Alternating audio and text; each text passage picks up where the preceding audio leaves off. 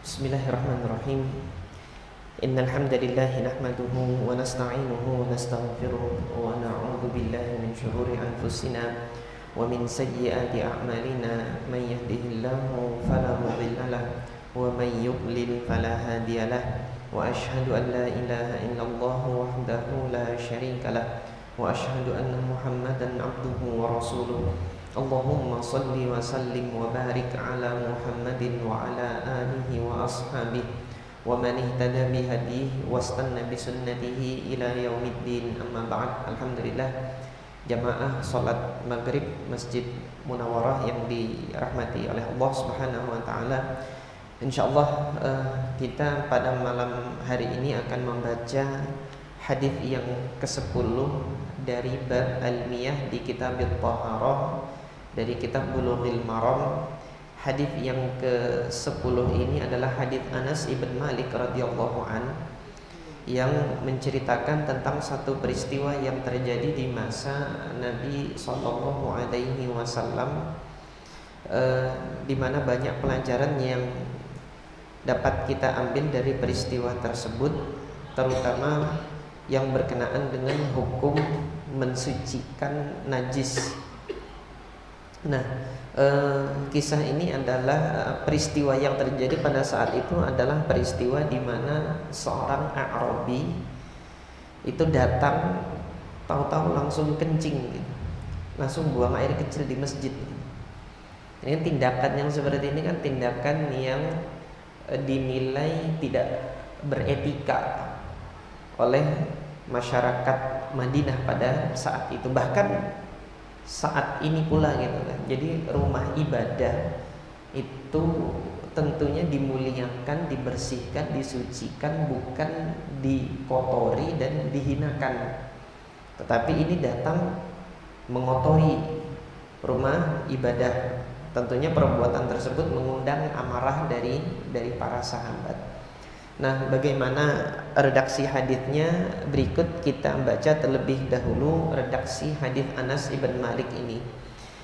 Al-Hafidz Ibnu Hajar rahimahullah mengatakan wa an Anasin ibni Malik radhiyallahu anhu, diriwayatkan dari Anas ibn Malik radhiyallahu anhu, qala, beliau mengatakan, jaa a'rabiyyun fabada fi ta'ifatil masjid.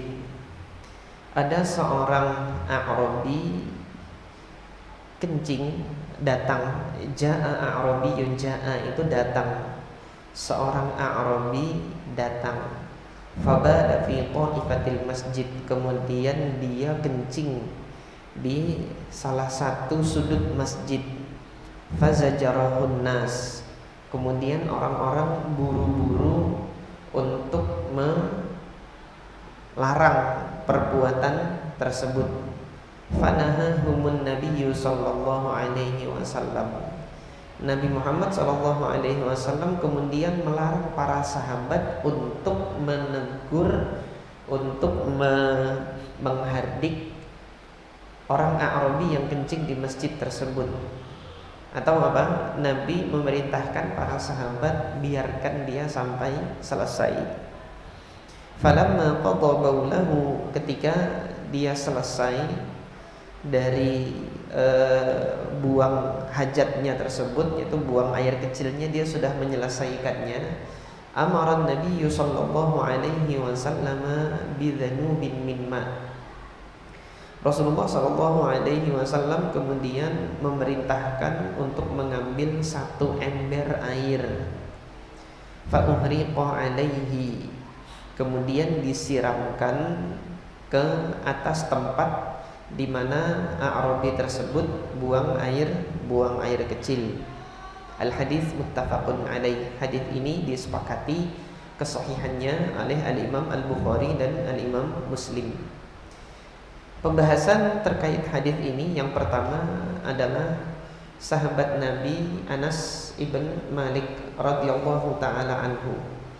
Nah, dalam pengajian kita dari awal sampai pada saat ini kita belum mendapati hadis Anas ibn Malik kecuali ini. Jadi ini adalah hadis Anas bin Malik yang pertama yang kita bahas.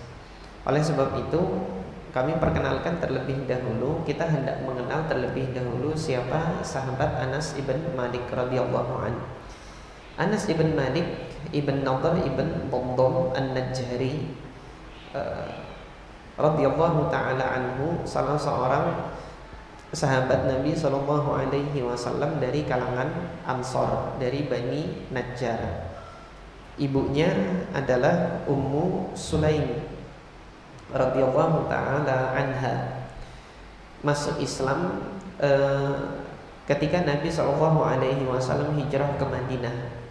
Sementara ayah dari Anas bin Malik ini, Malik ibn Nadhr ibn Damdam, menolak untuk masuk Islam dan meninggalkan perkampungan Bani Najjar, kabilah Bani Najjar ditinggalkan oleh Malik ibn Nadhr ini, ayahnya Anas bin Malik, karena menolak untuk masuk Islam.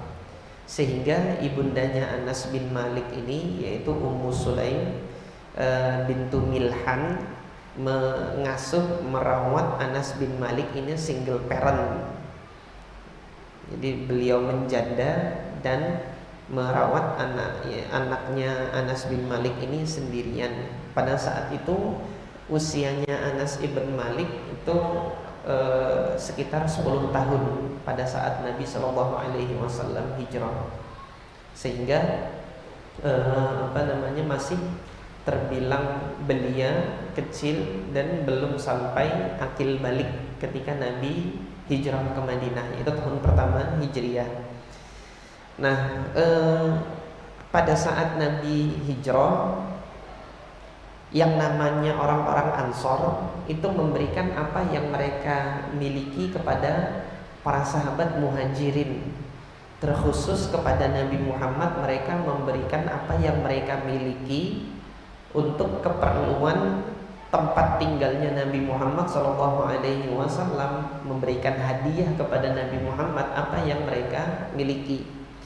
Sementara ibundanya Anas bin Malik setelah ditinggal oleh suaminya tadi, karena suaminya Malik ibn Nadhr tadi menolak untuk menolak untuk masuk Islam karena menjanda, jadi beliau ini termasuk orang yang miskin di Madinah, sehingga tidak memiliki apa-apa, namun sangat ingin sekali memberikan apa yang dia miliki kepada Nabi SAW. Akhirnya Ummu Sulaim, ibundanya Anas bin Malik ini, mendatangi Rasulullah, mengatakan kepada Rasulullah bahwasanya orang-orang Madinah itu memberikan apa yang mereka miliki kepada engkau sebagai hadiah, wahai Rasulullah. Kan Rasulullah menerima hadiah dan Rasulullah tidak menerima sedekah. Jadi Rasulullah menerima hadiah. Mereka menghadiahkan apa yang mereka miliki kepada engkau. Sementara diriku tidak memiliki harta apapun, yang aku miliki hanya putraku ini satu-satunya semata wayang, Anas bin Malik. Maka ambillah Anas bin Malik ini sebagai pelayanmu untuk melakukan khidmah. Oleh sebab itu Anas bin Malik ini dikenal dengan khadimu Rasulillah sallallahu alaihi wasallam. Khadim yaitu pelayannya Rasulullah sallallahu alaihi wasallam. Seringkali Anas bin Malik radhiyallahu an itu disuruh oleh Nabi untuk keperluan-keperluan hajat Nabi sallallahu alaihi wasallam. Kalau Nabi Muhammad melakukan walimah, acara makan-makan untuk mengundang orang-orang, yang diperintahkan oleh Nabi adalah Anas bin Malik, buatkan makanan ini, undang kaum muslimin, hidangkan makan kepada mereka. Ini ketika Nabi menikahi ibunda Zainab di tahun kelima Hijriah, Nabi memerintahkan Anas bin Malik itu untuk mengundang kaum muslimin menghadiri walimah, jamuan makan malamnya Nabi Muhammad SAW. Demikian pula ketika Nabi menikahi ibunda Sofiyah, dalam perjalanan pulang Nabi dari Khaybar, Rasulullah juga memerintahkan Anas ibn Malik untuk menyediakan, menghidangkan makanan untuk walimahnya Rasulullah SAW. Nah, sampai di sini jamaah sekalian yang dirahmati oleh Allah, sedikit informasi tentang walimahnya Nabi Sallallahu Alaihi Wasallam. Itu sangat sederhana sekali. jauh berbeda dari apa yang dilakukan oleh kebanyakan kaum muslimin hari ini. Jadi Anas bin Malik radhiyallahu taala anhu menceritakan bagaimana walimahnya Nabi ketika Nabi itu pulang dari Khaybar. Wa ma hiya illa bil anta'i fa busiqat. Tidak lebih dari selembar tikar yang dihamparkan. Fa ulqiya fiha tamrun wa aqitun wa samnun. Dihidangkan di atasnya itu tamar, aqit dan samin. Samin itu minyak samin. Jadi lemak yang dibuat dari dari susu, mentega. Nah, itu kan menjadi mentega padat gitu yang terbuat dari susu, itu disebut minyak. Biasanya kita menyebutnya minyak samin. Nah, kemudian tepung gandum, yaitu gandum yang dihaluskan, namanya aqit. Kemudian tamar, yaitu kurma. Jadi 3 bahan ini ketika dicampur, ini yang dikenal dengan nama makanannya hais atau al-haisah.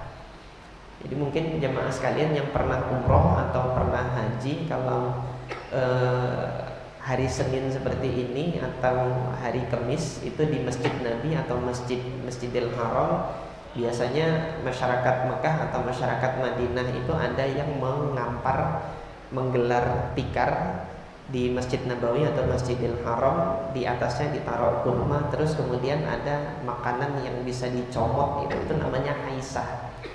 Dia terbuat dari kurma, gandum yang dihaluskan, dan kemudian minyak samin diaduk menjadi satu. Nah, itu hidangan yang dihidangkan untuk walimah pernikahannya Nabi Shallallahu Alaihi Wasallam. Wa ma fiha khubzun wala lahmun. Tidak ada roti, tidak ada daging yang dihidangkan pada saat itu. Hari ini kaum muslimin walimahnya gimana? Sebelah sana ada soto, sebelah sana ada gado-gado, sebelah sana ada kambing guling gitu. Satu hari itu habis banyak duit dikeluarkan. Kadang-kadang makanan bersisa nggak termakan, basi. Belum lagi nanti sound systemnya yang jedang-jedung waliyadzubillah. Berapa lagi duit keluar itu kan? Habis harta banyak satu hari aja. Waliyadzubillah, yang kita berlindung kepada Allah. Kebanyakan kaum muslimin nanti sudah mengeluarkan, bukan kebanyakan ya, tapi nanti coba lihat di KUA, angka perceraian sama angka pernikahan itu berbanding berapa. Nanti coba datang nanti ke pengadilan agama. Habis biaya banyak untuk walimah. Umur pernikahan paling setahun, 2 tahun, 3 tahun berantem cerai. Itu kan miris kita, hati kita ini gitu. Bahagianya dulu ketika menikah gitu kan. Habis duit banyak satu hari gitu kan. Divoyes bahkan kemudian ada kaum muslimin yang gengsi kalau walimahnya nggak rame, ngutang. Padahal Nabi mengajarkan nggak sampai begitu gitu kan. Apa yang ada ya sudah, itu dihidangkan jadi walimah. Nanti apa kata orang, biar aja orang ngomong begini nggak menjadikan surga kita bertambah, dan menjadikan juga omongan orang melindungi kita dari api neraka, enggak gitu loh. Nah ini saya sampaikan karena saya prihatin gitu loh, melihat banyaknya kaum muslimin. Sebagian dari jamaah itu datang ke saya, Ustaz, saya lagi berantem sama istri. Nanti ada lagi yang datang, Ustaz, saya ngadukan suami saya. Biasanya kalau begitu dari balik tirai seperti itu di masjid, ngadukan suami saya begini, suami saya kawin lagi dan lain sebagainya. Alhamdulillah. Jadi alangkah lebih baiknya gitu kan, dana yang banyak ini dialokasikan untuk belajar lagi gitu, ilmu parenting, kepengasuhan anak gitu. Itu lebih baik. dana itu dialokasikan ke arah itu, sehingga nanti ketika menikah itu tidak hanya siap bahagia, tapi juga siap kalau di pernikahan itu terjadi hal-hal yang tidak diinginkan. Cara menghadapinya bagaimana, manajemen konflik itu bagaimana. Lebih baik dialokasikan dana itu untuk belajar itu lagi, daripada kemudian dihabiskan satu hari dalam jumlah besar itu, tapi lebih banyak sia-sianya, terbuang dana yang banyak itu, waliyadzubillah. Nah, ini dari Anas bin Malik ini ada banyak khobar, ada banyak sunnah yang disampaikan oleh beliau radhiyallahu taala anhu. Nah, kali ini sunnah yang disampaikan pada kesempatan malam hari ini yang hendak kita bahas adalah sunnah bagaimana Nabi SAW menyikapi seorang A'rabi. Tadi sekilas antum melihat kenapa para sahabat marah, tapi Nabi kok bisa nggak marah gitu loh. Padahal tindakan itu adalah tindakan pelecehan terhadap kesucian rumah Allah. Dari semenjak Nabi Ibrahim dan Nabi Ismail, Allah perintahkan rumah Allah itu untuk dibersihkan, disucikan. Kita lihat kalam Allah Azza wa Jalla dalam Al-Quran di surah Al-Baqarah ayat 125, di mana penggalan ayatnya Allah berkata, wa'ahidna ila Ibrahim wa Ismail. Kita telah perintahkan buat suatu perjanjian sebagai tugas wajib. Jadi bikin kontrak. Ini ada kontrak antara Allah dengan Nabi Ibrahim dan Nabi Ismail yang harus dilaksanakan oleh keduanya. Wa'ahidna ila Ibrahim wa Ismail. Apa kontrak perintah Allah bagi mereka berdua? Yaitu antahhira baiti, sucikan, bersihkan rumahku. Pada saat itu masjid hanya Masjidil Haram saja, yaitu rumah Allah Al-Ka'bah. Bersihkan bagi siapa? Lit-taifin, bagi orang-orang yang hendak tawaf di situ bersihkan. Wal-akifin, dan orang-orang yang beriktikaf di situ bersihkan rumah Allah. Warruka'is sujud, dan orang-orang yang rukuk serta orang-orang yang sujud. Artinya di sini Allah sudah perintahkan masjid itu, rumah Allah itu dibersihkan bagi orang-orang yang hendak beribadah. Jadi pengurus masjid itu adalah pewaris Nabi Ibrahim dan Nabi Ismail. Ketika mereka mengurus masjid, kebersihan masjid, melayani hamba-hamba Allah yang hendak datang ibadah di rumah Allah, ini tugas mulia, warisan dari tugasnya siapa? Nabi Ibrahim dan Nabi Ismail. Ini tugas mulia bagi pengurus masjid. Nah, jadi demikian. Nah, A'rabi ini justru mengotori.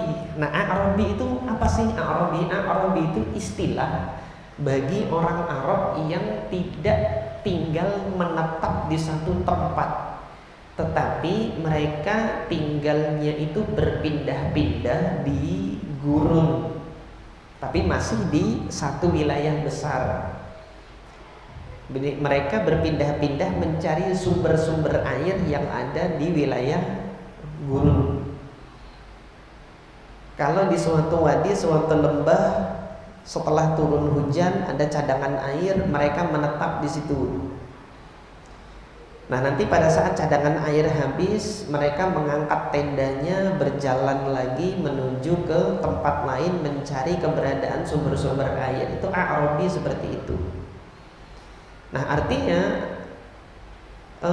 budaya mereka berpindah-pindah di padang pasir itu menjadikan mereka itu memiliki gaya hidup tersendiri yang berbeda dengan gaya hidup orang di kota.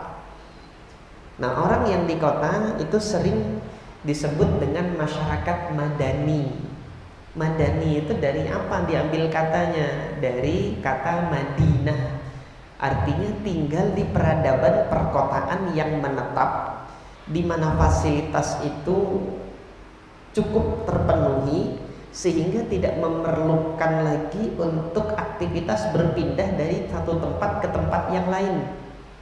Nah, ini masyarakat Madani, air tersedia di situ, kemudian keperluan pasar sudah ada di situ kalau mau membeli barang sesuatu gitu kan. Nah, untuk budaya masyarakat modern hari ini, pendidikannya ada, ekonominya ada, kebutuhan listrik itu ada, tinggal menetap di tempat tersebut. Ini yang disebut dengan masyarakat madani yang hidup dalam peradaban perkotaan. Nah, tentu budaya yang di kota dengan budaya yang tempatnya berpindah-pindah ini ada perbedaan di situ. Contoh kecil ya, ketika buang hajat.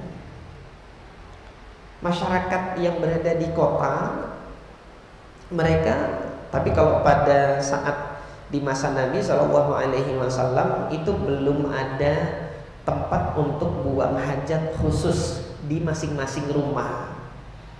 Tempat buang hajatnya di Madinah di masa Nabi itu mereka berjalan jauh keluar Madinah sampai tidak ada orang yang memandang, maka mereka buang hajat di situ. Nah, tapi berbeda dengan orang-orang yang tinggalnya nomaden tadi, Arabi, boleh jadi gaya tradisi mereka buang hajatnya itu ya di mana mereka mau buang hajat, di mana mereka kebelet ya di situ mereka buang hajat gitu. Nah, sementara di Madinah sudah mengenal ada tempat khusus untuk buang hajat. Ini tadi orang Arabi dari kampung, dia tidak mengenal tempat khusus, budaya masyarakatnya di sana mau buang hajat itu tinggal cari tempat batu yang tinggi gitu untuk menutupi kemaluannya, di situ kemudian dia buang hajat dengan berdiri. Nah, maka pada saat datang ke Madinah, dia nggak tahu apa itu masjid, apa itu ini, karena budayanya dia buang hajat, buang air kecilnya itu asal dapat tempat tinggi dia kencing di situ, dia kencinglah dia di masjid. Nah, para sahabat belum memahami itu, jadi melihat yang zahir, yang nampak ini suatu penghinaan terhadap kesucian masjid. Marahlah mereka, menegur dengan teguran yang kasar terhadap Arabi tersebut. Akhirnya apa? Nabi melarang para sahabat, biarkan dia selesaikan buang hajatnya, buang air kecilnya itu selesaikan. Ketika sudah selesai buang air kecilnya, barulah Nabi memerintahkan untuk mengambil satu ember air untuk menyiram kencingnya itu. Jadi air kencingnya disiram dengan satu ember. Nah, perlu diketahui masjid Nabi berbeda dengan masjid kita saat ini. Masjid Nabi alasnya itu adalah pasir, kemudian dihamparkan lagi kerikil-kerikil yang kasar untuk memadatkan pasir tersebut. Sehingga kita melihat salah satu hadis yang diriwayatkan oleh Anas bin Malik juga, para sahabat itu sholatnya pakai sendal. Ini yang baru-baru ini agak menggelitik gitu kan di media sosial. Karena saking jarangnya kaum muslimin melihat orang sholat pakai sendal, dianggapnya sholatnya nggak sah. Jadi kemarin ketika ada demonstrasi, sebagian dari polisi yang bertugas itu tidak meninggalkan kewajiban sholatnya pada saat berjaga. Beliau masih sholat, tapi sholatnya mengenakan sepatu. Dicibir sama netizen ya, mentang-mentang benci sama polisi ya, akhirnya apa yang dilakukan polisi salah aja terus gitu. Ya, baru tahu saya ada sholat pakai sendal gitu kan, padahal para sahabat dulu sholatnya pakai sendal gitu. Karena masjid Nabi SAW itu alasnya itu bukan lantai keramik sebagaimana yang kita dapati di masjid-masjid kita saat ini. Jadi para sahabat masuk itu mengenakan mengenakan sendal. Maka di hadis yang lain Nabi melarang para sahabat ketika meludah dalam sholat itu meludah ke depan, tapi meludah ke kiri atau di bawah kaki kirinya. Lah gimana meludah dalam sholat? Karena lantai alasnya itu pasir kerikil, sehingga ketika meludah di bawah itu ditutup lagi dengan sapuan kaki, itu bisa ditutup gitu loh, sehingga tidak mengotori masjid. Lah hari ini mau mempraktekkan itu meludah ke kiri, ini karpet gitu ya, marah pengurus masjid itu, kamu yang ngepel gitu kan nggak demikian. Nah, maka ketika kita melihat yang terjadi di sini, kenapa kok Nabi SAW biarkan dia kencing? Karena masalahnya apa, solusinya apa gitu kan. Kalau masalahnya itu dia kencing di masjid, kotor masjid, ada solusi membersihkan, nggak perlu marah-marah gitu kan. Solusinya ambil air 1 ember kemudian diguyur sehingga menghilangkan najis yang ada itu masuk ke dalam.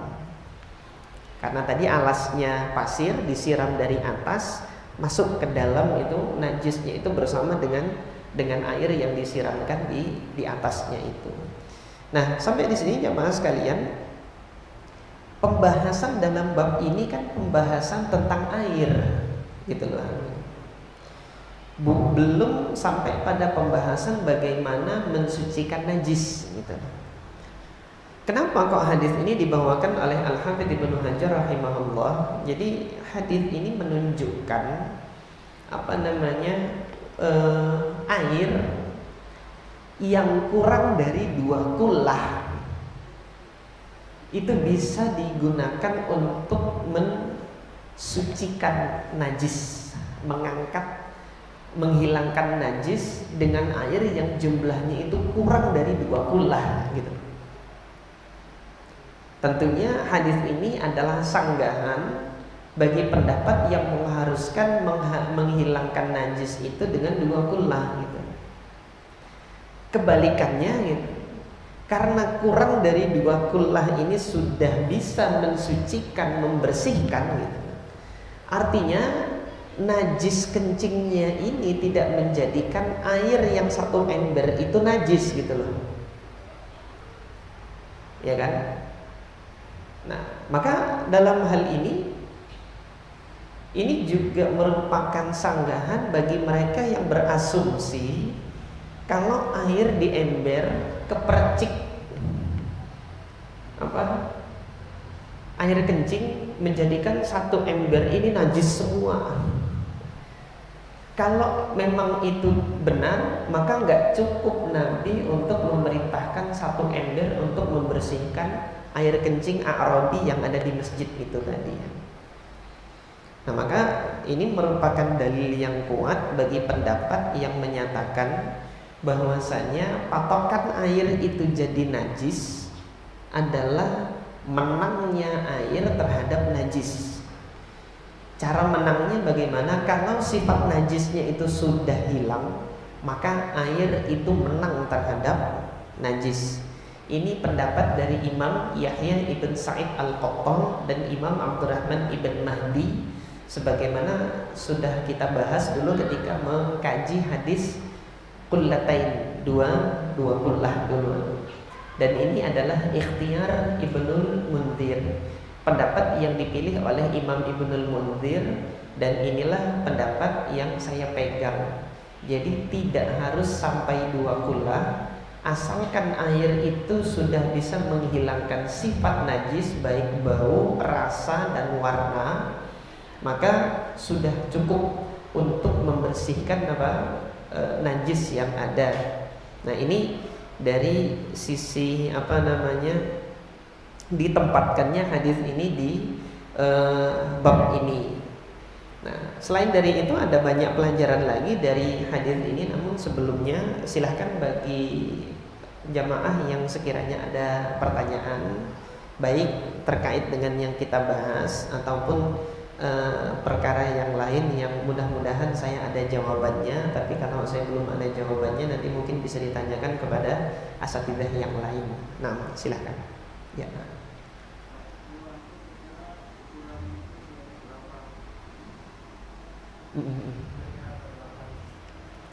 Ya, satu kullah itu para ulama sebenarnya masih beda pendapat, tapi jumhur dari dua madhab menyatakan satu kullah itu 230 liter.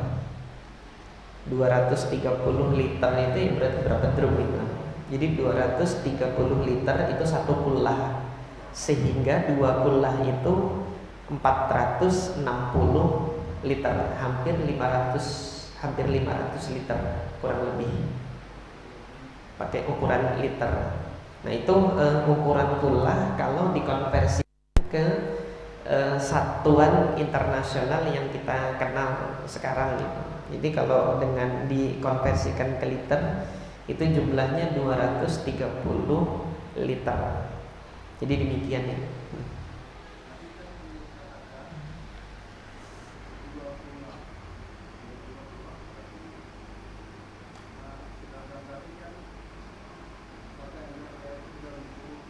Iya.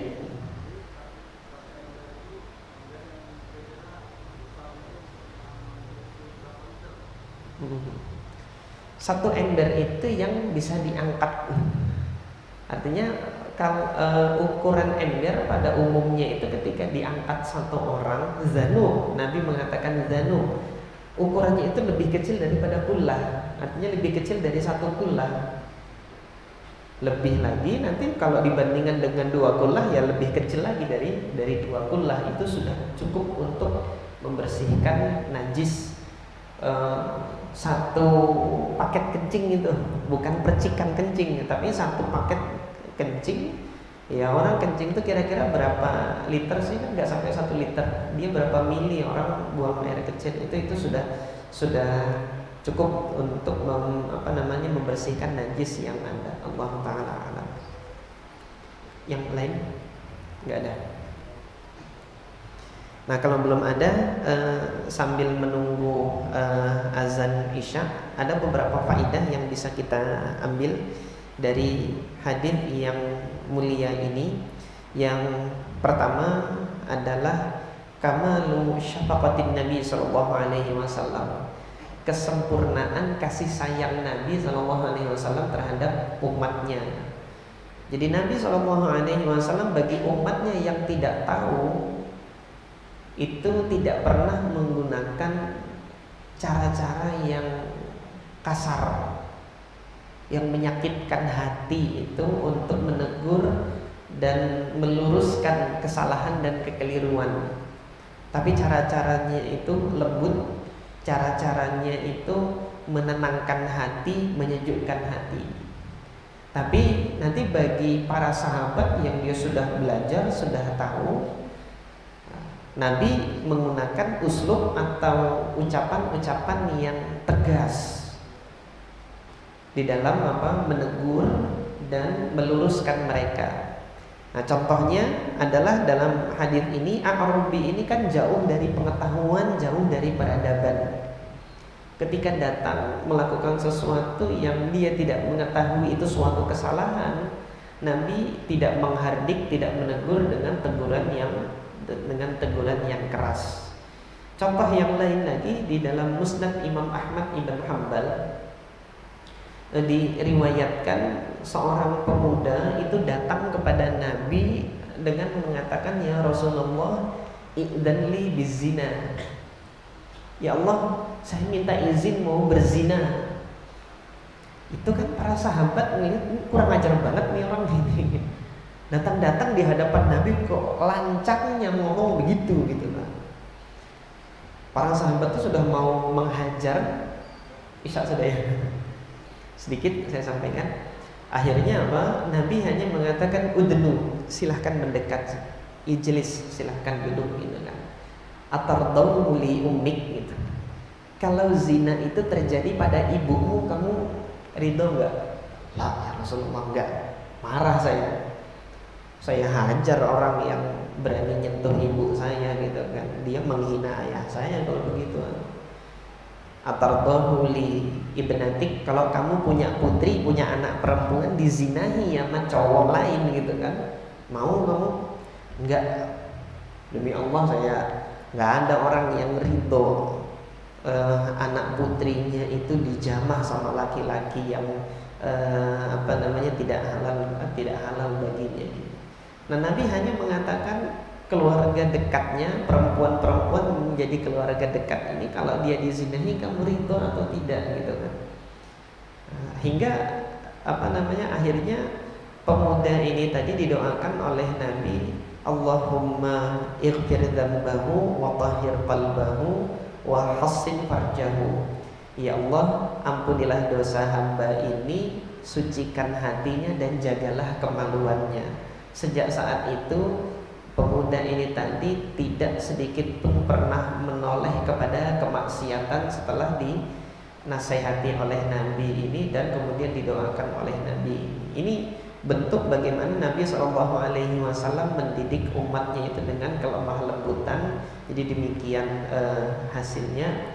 Dan mudah-mudahan Allah Subhanahu wa taala juga menganugerahkan kepada kita keteladanan Nabi Muhammad SAW itu dalam bersikap terhadap muslim yang lainnya, terhadap keluarga kita sendiri, terhadap anak istri kita sendiri dan kaum muslimin yang ada. Mudah-mudahan demikian.